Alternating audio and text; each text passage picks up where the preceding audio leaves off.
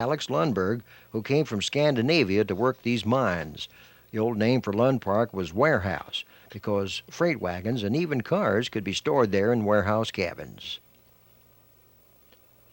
The miners could get food at Lund Park, too. Tom Medden there on the left and Harry Parker were standing in their gardens in 1912. At one point, they even had glass greenhouses. Parker ran the hotel and Lundberg took care of the barn for hay storage and the warehouses. There was even a two-story log store. Freight went up to the Champion mine 2 or 3 times a week during good weather. Now these here folks are getting ready to move out of Lund Park up the trail. At the left mark there is Jim Potts, then Bird Ferrier, old Doc Oglesby, and Henry Johnson. The horses are loaded and ready to go. These folks are also in Lund Park in 1915 moving logs. Now those power lines are from a powerhouse on the north side of Bryce's Creek, which was powered by water from a log dam built by the Oregon Securities Company about 1900. You folks can still see the traces of the ditch that carried that water to the powerhouse. Now this here is an old picture of the Ridge Hotel, the stopping place for the trip up Dead Horse Hill on the Noonday Trail. There's nothing left of this place now. There is the old outhouse, though. Scattered through the trees around the hotel are old boots and some hand-sealed cans, another proof that a lot of people stayed here one time or another. Now, if you're going up Sharp's Creek way, you could bear right at Red Bridge and go up to the Hawley or Painted Post Ranch at the end of the wagon road. Mineral had a large barn and a two-story hotel, the resting place before you tackled hard-scrabble grade.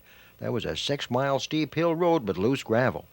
It took 8 or more hours to go 6 miles to the music mine, and you needed 6 or 8 good strong horses, when the trip from Cottage Grove had only used 4. Now we're getting down to business. These here folks are on a pack train going across Devil's Canyon. That bridge is made of solid trees felled across the canyon with rough boards between the 2 sets of logs on each side.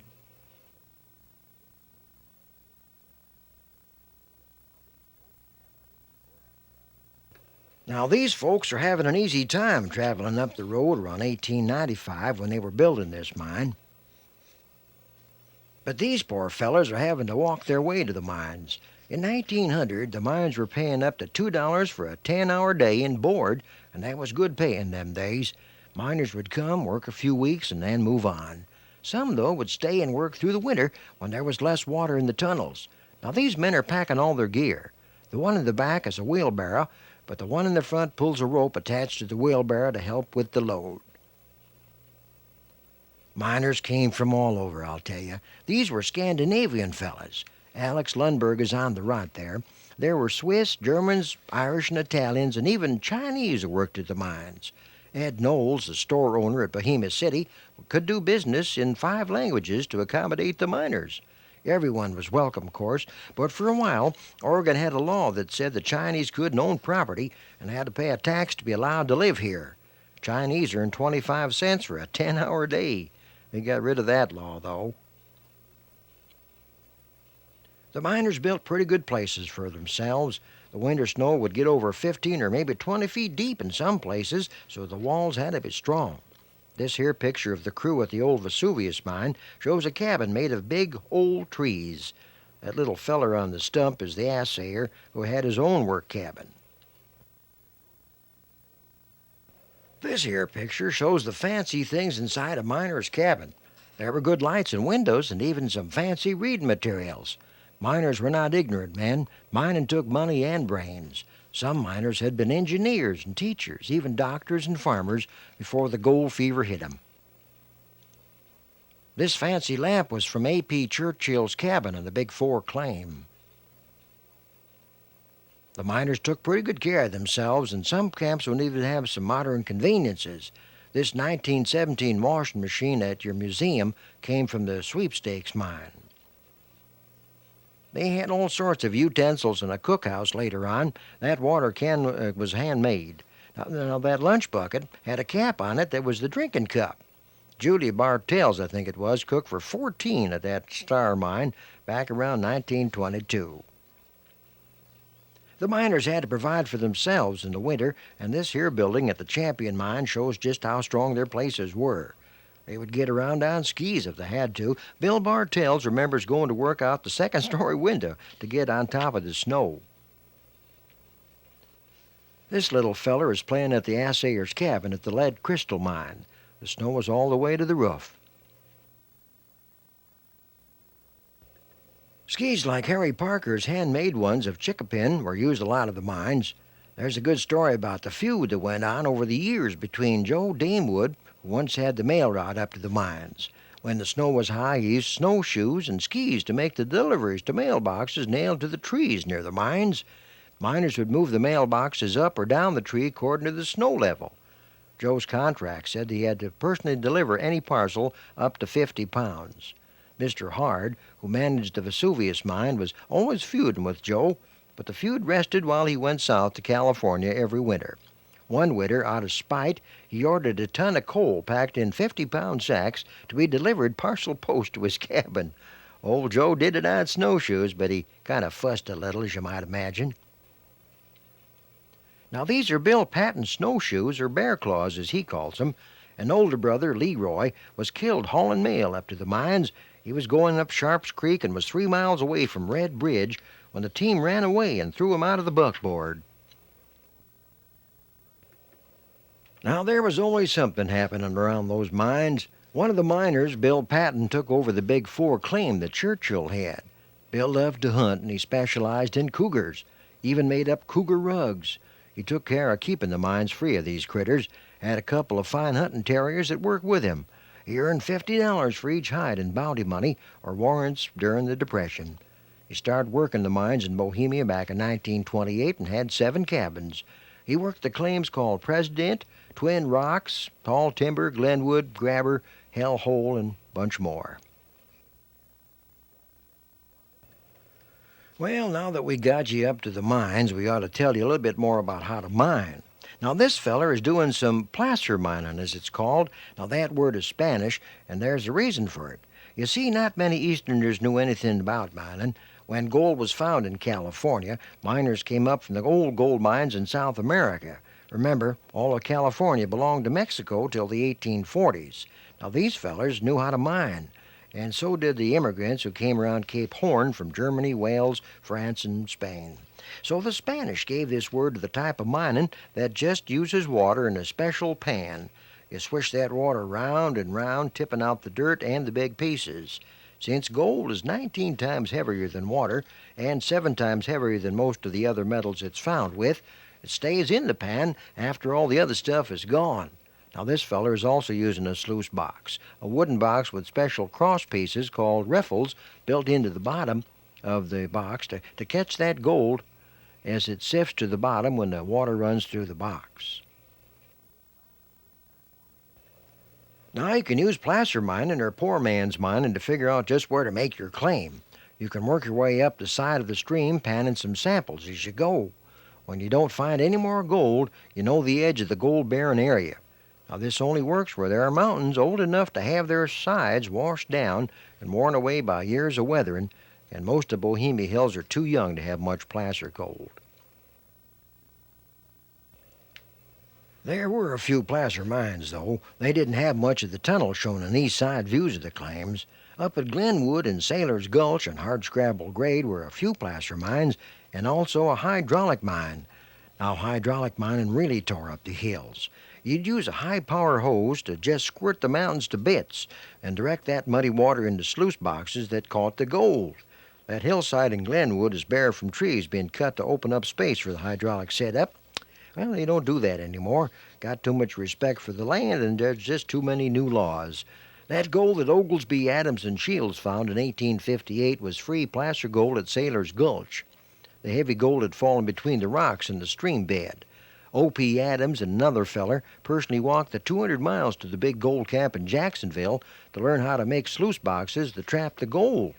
That feller Johnson found the first gold quartz in 1863, the ore that needed to be crushed to get out the gold. The quartz had to be mined out of the ground from tunnels. When you finally did figure out just where the vein of gold or ore was located, and you filed your claim at the nearest recorder's office, you then had to build the tunnel. Your surface mining claim gave you the right to use the timber on the claim to build equipment for your mine as long as you did $100 worth of work each year. You could not sell the timber, however. At first, all you had was a whipsaw to make the timbers you needed to brace up the ground around the entrance to the tunnel. If you found good ore, you then could apply for a patented claim from the government. If the government said yes, you actually bought the land outright and you paid property tax on it. Even in them days, it was your private property. These fellers are building the tunnel to the Noonday Mine. See how thick those timber braces are? Later on, you might be lucky enough to rig up a portable sawmill like this one that Ray Nelson owned. For the most part, though, you depended on oxen to haul the wood and manpower to cut them trees. Men skilled at using a broadaxe could shape them timbers. These oxen are hauling the logs to build the Noonday. Once you got that entryway done, you were ready to start the hard rock mining. Some days you were lucky and got ahead a few feet. Other days you were lucky to make 1 foot through the different kinds of rock in those tunnels. Young fellers got jobs mucking or shoveling out the rock from the path of those miners. That's how Bill Bartell started in the mines, and he was only 12 years old. Now these here fellas are using the double jacking method of drilling holes for the blasting powder. One man holds the steel while the other hits it with a hammer. This feller is using single jacking. Dynamite didn't need such a large hole, so only one man could do the job. During the winter months, the men used to keep that dynamite right around the tops of their boots to keep it from freezing. One of the most important men in the camp was that blacksmith. Now he cared for the shoes of the animals, made simple equipment, and kept those jacking tools sharp. He didn't have much tools to work with himself. Your museum has some of those tools. This here forge was loaned to the museum by Reason Longfellow. I hear there is still a blacksmith set up there at Cripple Creek. These bellows also came from the mines. Once you got into the tunnels, you needed special hats to light the way. That light in the back is a poacher light from the mines, and there's a miner's candle in front. Once big machinery came up to the mines, all sorts of fancy ideas were tried out. This air tank was used for the big compressor drills. The drills got pretty fancy, too. The Bartons were using these tools back in the 1950s. Now, once you found the ore, you had to have the assayer tell you if there was enough gold per ton to pay the shipping charges all the way to the smelter in Tacoma, and have any left over to pay your bills. Gold was worth around $20 an ounce, and you were lucky to get more than 2 ounces of gold from 1 ton of ore. And even if you found a vein of good ore, the vein was not the same size or worth all the way through. During the 1930s, it needed to make about $35 or $40 a ton just to make the whole operation pay. Some people made the mistake of building fancy equipment in a place before they could completely check out the vein. They went broke pretty fast, I'll tell you. Some people mined a combination of high-grade and low-grade ore just to keep that mine paying for a longer period of time. This here's the assayer's cabin, still standing at the Lead Crystal Mine. People still working at that place. Now these here are some of the assayer's tools at your museum. That mortar and pestle for grinding the ore is pretty heavy. Quentin Barton, as I recall, can remember following his dad up and down the mountainside day after day when he was only about 12 years old. He had to carry a 25-pound mortar and the water for penning. He wasn't allowed to drink that water, no sirree. His father had prospected in desert country, and he didn't see any need for carrying extra. They'd drink at a stream when they found one. Now, this crazy thing at the museum is part of a water turbine that powered an Arrastra mine. Now, that idea was another mining tool the Spanish brought us from the old country. Most times a mule or ox would walk around the Arrastra in a circle, pulling a pole that was hitched to 2 big rocks that ground round and round, crushing that ore. sort of like an old grinding mill. Lots of gold was lost in this process, but it was a cheap way to get the gold. There was an arraster mine up Walker Creek, as I recall, and the arraster was 32 feet across, according to Ray Nelson anyway. A ditch carried water from falls on Sharps Creek, where a little dam was built to direct that water. The flume carried the water through the penstock, which turned the gears that dragged the rocks around in a round pan lined with stones. No parts of that mill are around these days, but this was the turbine. One mine even had a Chilean mill, which was an arraster with heavy stones. Now, this fancy setup is a stamp mill. This kind of machine came over from the Georgia-Carolina gold rush back in the 1820s and was changed in the California gold fields, where the wooden parts were made of cast iron to last longer and stamp that ore cheaper. Then it came up here to Oregon.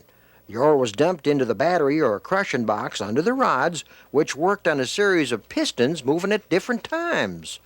Water moved the crushed pieces out onto that flat copper plate that was coated with mercury that was being mined in London and Sutherland.